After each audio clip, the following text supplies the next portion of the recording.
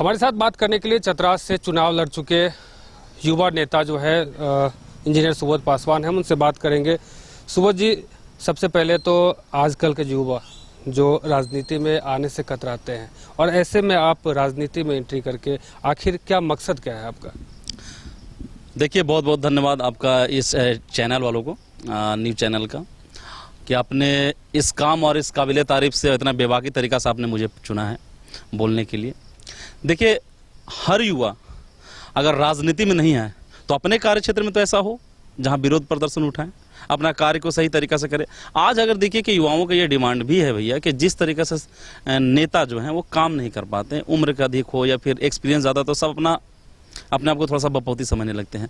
हर युवाओं से ये अपील है कि अपने कार्य क्षेत्र को अपनाएं और अपने लोगों के बीच में जाएं और अपना कार्य कराएं, लोगों को कार्य कराएं। हम लोग भी जिस जगह से आते हैं, चतरा विधानसभा से, हम लोग वहाँ भी एक कुंदा एक प्रखंड काफ़ी घोर नक्सलवाद एरिया है, लेकिन हम लोग वहाँ से पढ़ाई लिखाई किया, अच्छे सरकारी स्कूल से पढ़े लिखे, इंजीनियरिंग की पढ़ाई की, फिर आप ऐसा आए, अपने लोगों का जनसेवा से जुड़े हुए हैं।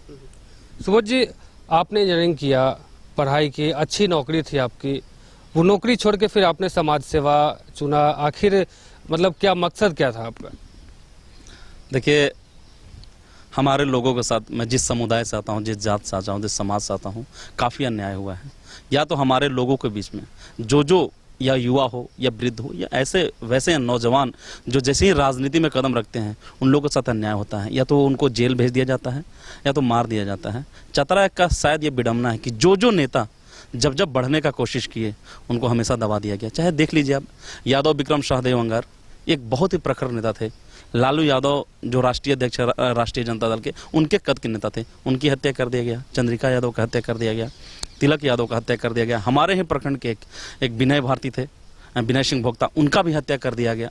तो कहीं ना कहीं ऐसा परिवेश लगता है कि चतरा का जो विडम्बना है, कुछ खास लोग, 4-5 लोग ऐसे हैं जो बस चतरा को अपना पंगु बना कर रखना चाहते हैं, और वो नहीं चाहते कि कोई भी युवा आए और उनकी जो सत्ता है वो छीने और यहाँ के विकास की गति को बढ़ावा दे। क्योंकि वो जानते हैं कि जब तक हमारा युवा सक्रिय रूप से राजनीति में नहीं आएगा, तब तक उनको कोई बोलने वाला नहीं है। और हमारे लोगों के साथ, मैं अनुसूचित जाति समाज से आता हूँ, इतनी बेरोजगारी है, शिक्षा का घोर अभाव है।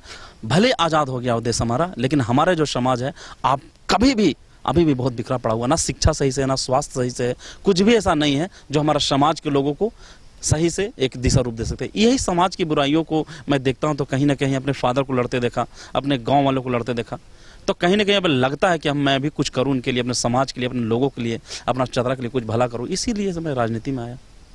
सुबोध जी, आप इससे पहले भी कई राजनीतिक पार्टी में थे, आरजेडी में थे।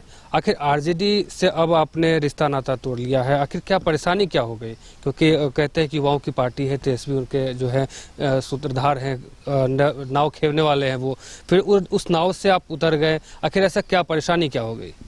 देखिए, हमको राष्ट्रीय जनता दल से कोई परेशानी नहीं है।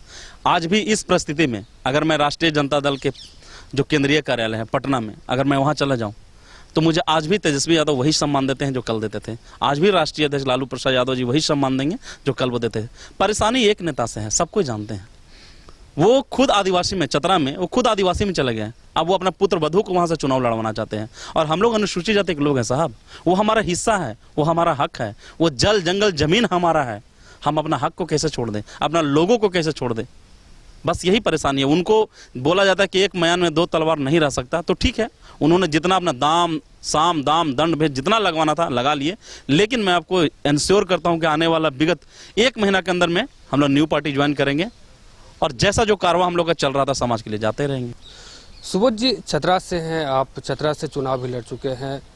चतरा में बहुत सारी परेशानियों का भी, जो हमारे पास भी बहुत लोग कहते हैं कि सर यहाँ पे ये परेशानी है, वो परेशानी है, आप आके कवरेज कीजिए। आपके नज़र में अगर देखा जाए तो सबसे प्रमुख जो वहाँ ज़रूरत की चीज़ें हैं वो क्या है? आप उस पर कैसे उसको निपटाएंगे, कैसे उस काम को पूरा करेंगे? देखिए, चतरा जिला खादान में बहुत सारा खादान है, कोयला है, अब्रक है, बालू है, सोना, सब चीज़ है, खादान से भरा पूरा है। लेकिन कुछ नेता लोग जो सत्ता में रहे बहुत बार, कोई 8-8 बार मंत्री रहा, कोई 5-5 बार मंत्री रहा, कोई विधायक रहा, लेकिन जो स्थिति कल का था आज स्थिति वही भी आज भी है। क्यों? वहाँ तो आज लोगों का नर्क बन गया है कि आप अगर टंडवा की तरफ से गुजर जाइए तो आप सांस नहीं ले पाइएगा। वहाँ की जो कोल कंपनियां जो है सांस नहीं ले पाइएगा। और हमारे चतरा को है लूटा जा रहा है, चतरा का व्यापार किया जा रहा है।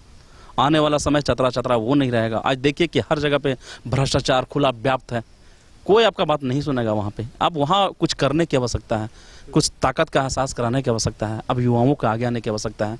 क्योंकि दोनों बूढ़ा का बुत्तर आई थिंक हमें लगता है कि अब उन लोगों का रिटायरमेंट का टाइम है, इन लोग कुर्सी छोड़ना चाह नहीं रहे हैं यहाँ पे।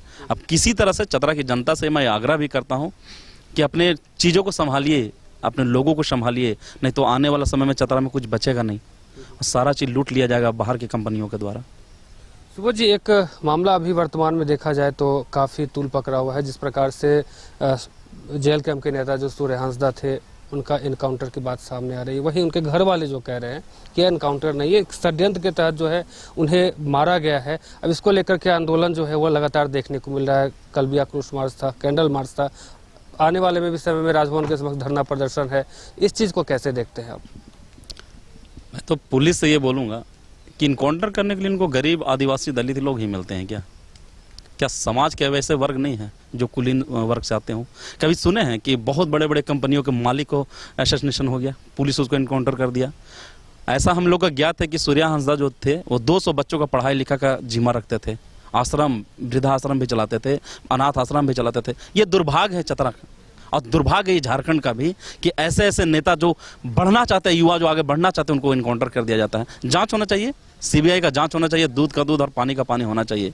और हमें ऐसा लगता है कि सूर्या हंसदा किसी पार्टी के नहीं थे, वो एक विचार थे, युवाओं के लिए एक विचार थे, और जिस तरह से उन्होंने बच्चों का लिए क्रियाकलाप किया था ये काबिल तारीफ है। और जांच होना चाहिए, सीबीआई की तरफ से जांच होना चाहिए, और जो भी दोषी पुलिसकर्मी हैं उनकी भी जांच होना चाहिए, और दूध का दूध पानी का पानी होना चाहिए। सुबोध जी, झारखंड में सबसे अहम मुद्दा अगर देखा जाए तो आजकल के जो युवा हैं वो, चाहे वो जेपीएससी आयोग है या फिर जेएसएससी आयोग है, इन तमाम चीज़ से काफ़ी परेशान है। क्योंकि देखा जाए तो 25 साल हो गए झारखंड के बने हुए, लेकिन अभी तक मात्र 13 जेपीएससी हुआ है।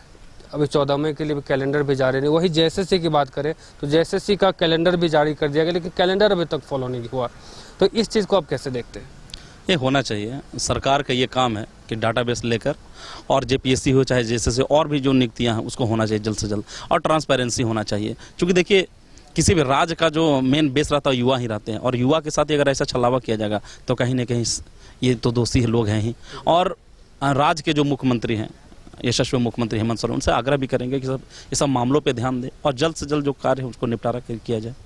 जेटेट भी है, जो शिक्षक पात्रता परीक्षा होता है, झारखंड में 25 साल हुए लेकिन अभी तक मात्र 2 बार हुआ। अब कहा जाता है कि जेटेट कम से कम साल में 2 बार अरेंज कराया जाए। ये एक पात्रता परीक्षा है, लेकिन उसमें भी अभी मात्र 2 बार हुआ है। काफ़ी संख्या में जो लोग युवा हैं बीएड कर चुके हैं, लेकिन अभी तक वो परेशान हैं कि अब पात्रता परीक्षा नहीं हो रहा है। उनके लिए क्या कहेंगे? देखिए, सिंपैथी है हमको उन लोग के लिए, क्योंकि कहीं ना कहीं तो ये इस राज्य का युवाओं का भविष्य तो बर्बाद हो ही रहा है।